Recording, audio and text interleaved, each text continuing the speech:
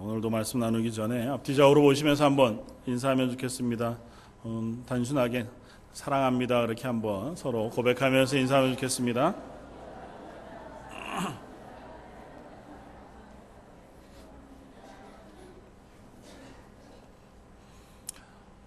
오늘 우리가 함께 나눌 본문 가운데에 사도 베드로는 성도들을 향해서 그렇게 권면합니다. 형제를 사랑하기에 우리가 이뤘으니 마음으로 뜨겁게 서로 사랑하라. 그렇게 권면합니다. 그 베드로의 권면이 저와 여러분들을 향하신 것인 줄 알고 오늘 함께 은혜를 나누게 되어지기를 바랍니다. 오늘 주보에 써놓은 글 중에서 늘 시가 들어가 있는 부분이 있습니다. 그것에 아마 영화로 잘 알려져 있을 흐르는 강물처럼이라고 하는 한 영화의 대사 중에 하나죠. 제가 써놓았는데 제가 읽어드리겠습니다. 여기에 계신 여러분들 중 누구나 한 번쯤은 사랑하는 사람이 도움을 필요로 한 것을 보고 이와 같은 질문을 해보셨을 겁니다.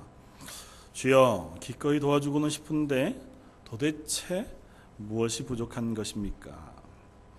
우리에게 가장 가까운 사람들을 우리가 도울 수 없다는 것은 가슴 아픈 일이겠지만 또한 인정해야 될 사실이기도 합니다. 자신의 어떤 부분을 주어야 할지 우리는 모르기도 하거니와 주어야 하는 그 부분을 그가 진정으로 원하는 건지도 우린 잘 모릅니다. 우리의 손을 미끄러져 가는 그들이 바로 우리와 함께 살면서 우리가 잘 알고 있다고 믿는 사람들입니다. 그렇지만 그럼에도 우리는 그들을 사랑할 수는 있습니다. 완전히 이해할 수는 없어도 온전히 사랑할 수는 있는 겁니다. 이 대사가 언제쯤 나오냐 하면요, 흐르는 강물처럼이라고 하는 영화는 노먼 맥클레인이라고 하는 미국의 장로교회 목사님이 자기의 자전적인 이야기를 소설로 써 놓았고, 그것을 이 노먼 맥클레인 목사님이 돌아가시기 불과 얼마 전에 이제 영화로 만들어서 영화로 나온 작품이 바로 흐르는 강물처럼이라고 하는 작품입니다. 제 기억에 너무너무 선명하게 아주 남아있는 아름다운 영화이기도 했고, 저와도 참 많이 비슷한 제 어릴 적 경험 똑같지는 않지만 가족 구성원이 그래요. 아버지 목사님, 그리고 어머니, 그리고 두 아들이 있습니다. 큰아들은 굉장히 성실하고 또 자기의 길을 바로 잘 걸어가는, 그래서 큰아들의 꿈은 아버지처럼 목사가 되는 것이고 나중에 이제 교수가 되고 그렇게 되어 갑니다. 그리고 둘째 아들은 좀 자유분방하고 되게 반항적이에요. 그래서 아버지 품을 자꾸 이렇게 벗어나서 경계를 넘나드는 그런 삶을 살아갑니다. 그런데도 불구하고 이 세 사람이 늘 항상 몬태나주에 있는 그 강에 가서 플라잉 낚시를 하면서 서로 이야기를 나누고 교제하고 아버지가 해줄 수 있는 사랑을 나누어주고 같은 기억들을 공유하는 그런 잔잔한 영화가 쭉 연결이 되어집니다. 중간에 이제 아들들이 각기 자기의 삶들을 살아가다가 이 작은 아들이 어느 날 뜻하지 않은 사건에 연루가 돼서 죽음을 맞게 되었습니다. 죽은 그 아들 장례식에 아버지 목사님이 마지막으로 이제 설교하면서 한 이야기가 제가 써놓은 이 이야기입니다. 늘 작은 아들은 내 손에 안 들어왔던 아들이었던 거죠. 늘 도와주고 싶고 어디론가 이렇게 인도해주고 싶은 아들이었음에도 불구하고 거기를 자꾸 미끄러져 나가고 빠져나가서 결국에는 이렇게까지 내가 이해할 수 없는 삶을 살아간 그 아들을 향해서 내가 그 사람을 다 이해할 수는 없지만 그러나 온전히 사랑할 수는 있겠다, 그렇게 고백하는 고백을 들으면서 참 많이 감동이 되었던 기억이 있습니다. 오늘 사도 베드로가 하는 이야기도 그와 별반 다르지 않은 것 같아 보입니다. 저와 여러분들은 하나님의 사람으로 이 땅을 살아갑니다. 이 땅을 살아가는 동안 저희 속에 수많은 일들이 있을 겁니다. 때로는 하나님의 은혜로 충만해서 세상에 무엇이든지 다 사랑해낼 수 있을 것과 같은 그런 마음이 들 때도 있고, 또 어떤 때는 지치고 힘들어서 모든 게 다 귀찮을 때도 충분히 있을 겁니다. 그래서 어떤 때는 하나님이 내게 허락하신 은혜, 그게 너무너무 커서 그것이 내 삶을 다 이렇게 덮어버린, 그래서 내 삶이 어떤 상황에 놓여지든지 간에 그 하나님이 내게 주신 은혜와 하나님의 나라에 대한 소망, 그 기쁨과 감사가 나로 하여금 살게 하는 힘이 되어질 때가 있습니다. 그때는 누구라도 사랑할 수 있을 것 같고, 웬만한 건 참아낼 수 있을 것 같고, 또 기쁨으로 봉사하고 내가 누군가를 돕는 일이 그 어느 것보다도 즐거울 때가 있습니다. 그러나 반대로 그것이 다 사라지고 나면, 아니면 내 속에서 내 눈앞에 이렇게 만나지는 현실이 너무너무 커지면, 하나님이 나를 구원하셨구나, 아니면 하나님이 나를 도우시고 함께 하신다는 사실은 저 멀리 가버리고 눈앞에 있는 당장의 문제들, 또 갈등들, 아픔들, 그런 것들이 나를 다 삼켜버려서 너무 쉽게 좌절하고 너무 쉽게 힘겨워하고 너무 쉽게 지쳐버리는 것 또한 우리들의 인생인 것을 봅니다.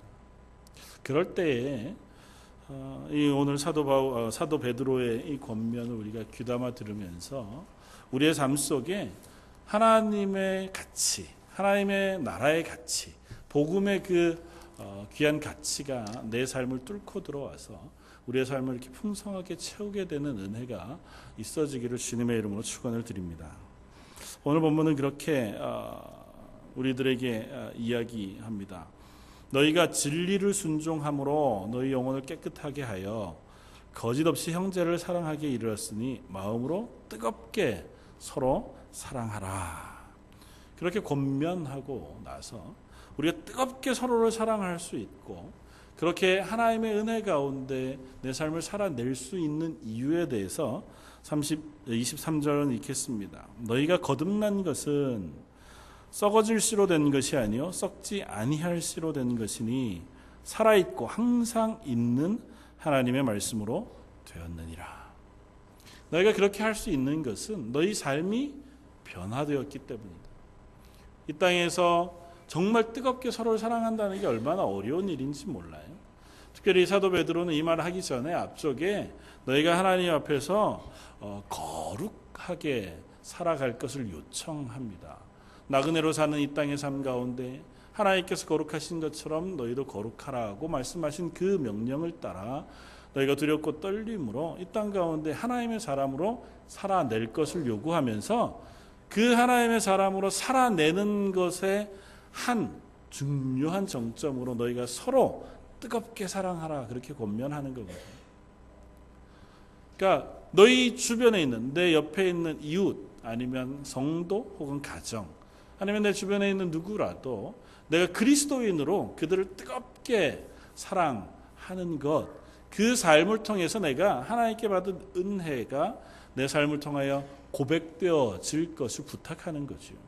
그러면서 우리는 그것을 우리의 힘으로 할 수 없다는 사실을 본문을 통해서 얘기합니다.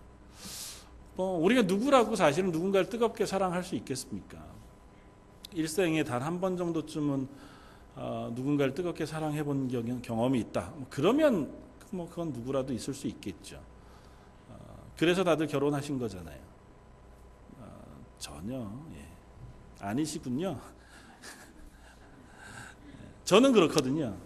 저는 일생에 아주 뜨거운 사랑을 해본 경험이 있어서 결혼을 한 걸로 이해해 주시면 좋고요.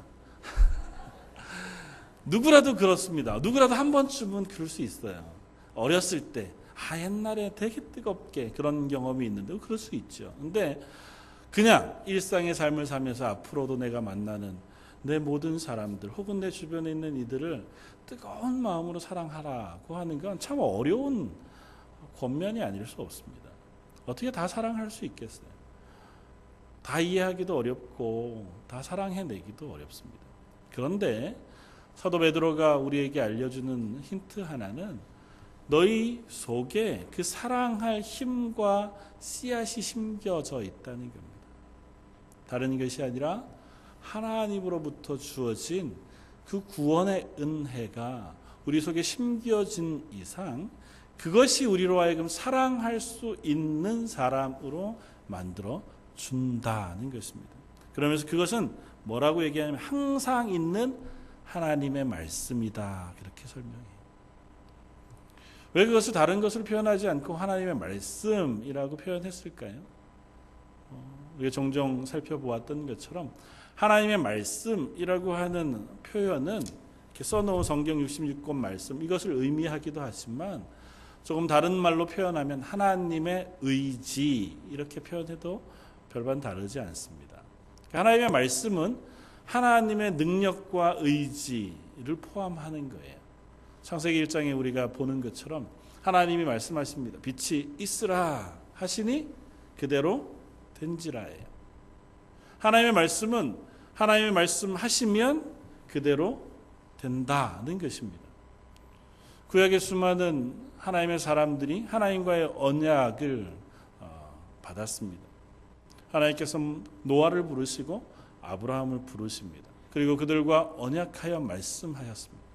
그 말씀은 변개치 않고 그대로 다 이루어졌습니다. 그들이 하나님의 말씀을 믿었을 때뿐만 아니라 그들이 하나님의 말씀을 의심했을 때에도 혹은 그 하나님의 말씀을 다 잊어버리고 각기 자기의 뜻대로 자기의 생각과 능력을 가지고 자기의 삶을 살아가는 그 순간에도 하나님의 언약, 그 말씀은 결코 사라지지 않았습니다. 심지어 이스라엘 백성은 그 하나님의 언약을 미워하고 싫어해서 완전히 떠나 이방 우상을 섬기기까지 했을 때라도 하나님은 그 하나님의 말씀을 포기하시거나 버리시지 않으셨습니다. 그걸 호세아 선지자를 통해서 우리에게 부부관계를 통해서 설명해 주셨습니다. 하나님과 하나님의 백성 사이는 마치 결혼한 부부와 같다는 거죠. 그래서 서로 서약합니다. 서로 사랑하기로. 그래서 서로가 신실하게 마음을 다하여 서로를 섬기고 사랑하기로 언약했습니다. 사람은 하나님의 백성인 이스라엘과 혹은 저와 여러분들인 교회는 그 언약을 온전히 지키지 못할 때가 있습니다.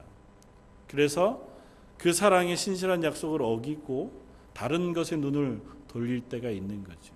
마치 호세아 선지자를 통해서 말씀하신 음란한 여인처럼 남편은 놓아두고 다른 남자를 찾아가 그들과 사랑을 나누고 그들을 향해서 눈길을 두는 그와 같은 모습이 바로 이스라엘과 저와 여러분들과 같은 하나님의 부름받은 사람들의 모습일 수도 있다는 겁니다. 그러나 그 순간에도 신랑 되신 하나님, 신랑 되신 예수님은 그 언약을 포기하지 않으신다는 것이 성경의 약속입니다. 호세아 선지자를 향하여 음란한 아내, 간음한 아내 다말을 데려다가 다시 사랑해 주라고 권면하고 계신 하나님의 말씀처럼 하나님은 마치 우리의 마음을 하나님을 향하여 두었다가 언제든지 세상의 것에 눈을 팔고 그것에 마음을 두고 하나님을 떠나간 우리들을 향해서도 다시 우리들을 불러 하나님의 사랑하는 그 사랑의 자리에 옮겨 놓으시는 하나님이라는 것입니다. 하나님 내 백성이라고 부르신 그들을 향하여 이제는 싫다, 난 너희 미워한다고 얘기하시는 적이 없어요. 성경에 가끔 그런 표현이 나오지요. 호세아 선지자를 통해서도 너희는 더 이상은 내 백성이 아니다 라고 얘기하시죠. 그러나 하나님이 그런 말씀을 하실 때마다 꼭 뒤이어 나오는 말씀이 있어요. 내가 너희를 부른 것을 후회한다. 내가 너희를 내 백성이라고 삼은 것을 이제는 내 백성 아니라 말씀하시던 그 순간 바로 뒤에서 뭔 말씀을 하시냐면 그래도 내가 너희를 다시 회복할 것이다고 약속하세요. 때로는 엄포 비슷하게 너희가 정말 거기로 가면 안 돼 라고 하시기 때문에 더 이상은 내가 너희를 사랑한 것을 후회하노라 그렇게 말씀하기도 하고 너희는 이제 내 백성이 아니야, 내 자녀가 아니야 라고 말씀하시는 순간이 있을지라도 그것이 하나님의 언약과 말씀을 완전히 버리는 것은 아니라고요. 하나님은 언제나 당신의 말씀하시는 것을 지키십니다. 그리고 그 하나님의 말씀은 지키신다 안 지키신다의 의미가 아니라 하나님 말씀하셨다는 건 그것으로 완성되어졌다는 걸 설명해요. 그러니까 오늘 본문에서 사도 베드로가 얘기하는 것이 그것입니다.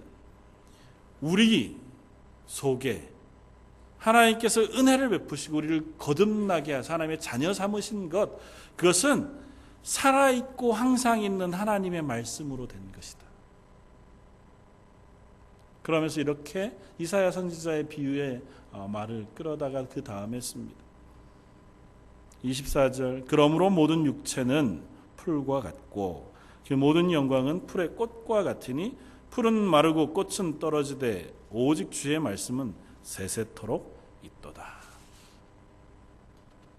이 세상의 모든 것들은 변합니다. 유한하고 얼마나 급하게 그 모양을 잃어가는지 모릅니다. 저와 여러분들이 자주 하는 말들도 그거죠. 시간이 왜 이렇게 빨리 가는지 모르겠다. 눈 깜짝할 사이에 가고, 어르신들에겐 죄송합니다만 어르신들이 돼가면 갈수록 시간 훨씬 더 빠른 속도로 흐른다면서요. 우리의 시간은 금방 흘러갑니다. 다 욕하시겠지만 제 마음은 아직도 청년의 마음을 가지고 있는데, 언제라도 지금 청년들하고 같이 농구를 해도 훨씬 더 잘할 것 같고 뜀박질을 해도 별로 질 것 같지 않은 그런 마음을 가지고 사는데도 불구하고 벌써 많이 중력은 어느새 더 세져서 땅바닥으로 우리를 얼마나 자주 끌어내리는지요. 가만 서 있기도 그렇게 별반 쉽지 않고, 우리들의 몸은 금방 변해갑니다. 우리들의 삶도 순간 지나갑니다. 조금 지나가면 우리들의 인생 그 모든 아름다웠던 모습들, 그런 것들도 금방 지고 만다. 성경은 그렇게 고백합니다.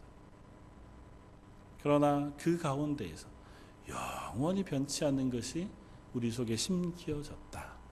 그건 다른 것이 아니고 하나님의 말씀, 하나님의 은혜, 하나님께서 우리들 속에 언약하신 그 언약, 구원의 약속만큼은 변하지 않고 그대로 남아 있다고 선언해 줍니다. 그 하나님의 언약을 너희가 붙잡고 바라보고 살아갈 것이냐, 아니면 너희 눈앞에 있는 육체의 것들을 붙잡고 살아갈 것이냐에 따라서 우리들의 삶은 현격히 다른 결과를 낼 것이라는 것입니다. 저와 여러분들이 우리의 이 땅의 삶을 일희일비하면서 눈앞의 것들을 붙잡고 살아가다가 보면 얼마나 이 땅의 삶을 따라가기가 버거운지 모릅니다. 지칠 만한 일들이 왜 이렇게 많고 마음 상할 일들이 왜 이렇게 많은지요. 기뻐하고 즐거워할 일보다 힘겹고 지친 소식들이 훨씬 더 많이 들렸습니다. 어릴 적 고등학교 동창하고 통화할 일이 있어서 전화하면서 어떻게 잘 지내냐? 잘 지낸다. 그래 뭐 요즘 좀 즐겁고 행복한 일이 있냐? 야, 즐겁고 행복한 일이 요즘 뭐가 있냐? 사는 게 왜 이렇게 힘드냐? 아마 여러분들도 공감하시죠.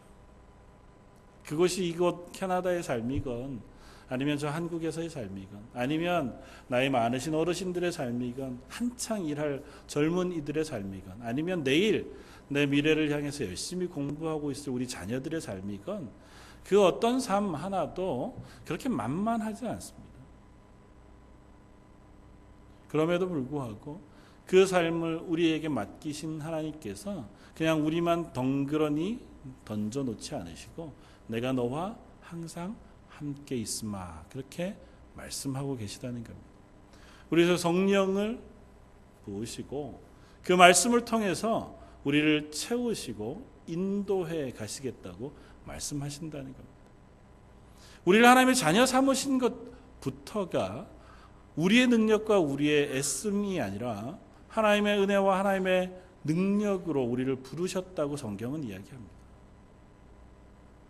이 세상의 그 모든 것들은 다 하나님의 손 아래에 있고, 그 하나님의 손 아래에 있는 이들 가운데 우리를 부르셔서 하나님의 자녀 삼으셨다는 것. 하나님께서 우리를 하나님의 자녀 삼으신 것은 요한복음 말씀을 통한 영접하는 자 곧 그 이름을 부르는 자, 그 이름을 믿는 자들에게는 하나님의 자녀가 되는 권세를 주셨다고 설명합니다. 그러나 그 영접하는 것, 또 하나님의 이름을 믿는 것 역시 내가 열심히 공부해서 되는 것이 아니라 우리 속에 하나님 은혜를 베풀어 주셔서 성령으로 거듭난 자가 바로 그 하나님의 은혜 가운데 거하여 그 이름을 부르고 그를 영접하는 자가 되어진다고 말씀하고 있습니다. 저 여러분들을 부르신 하나님의 부르심이 그런 은혜 가운데 부르신 부르심인 줄 믿습니다.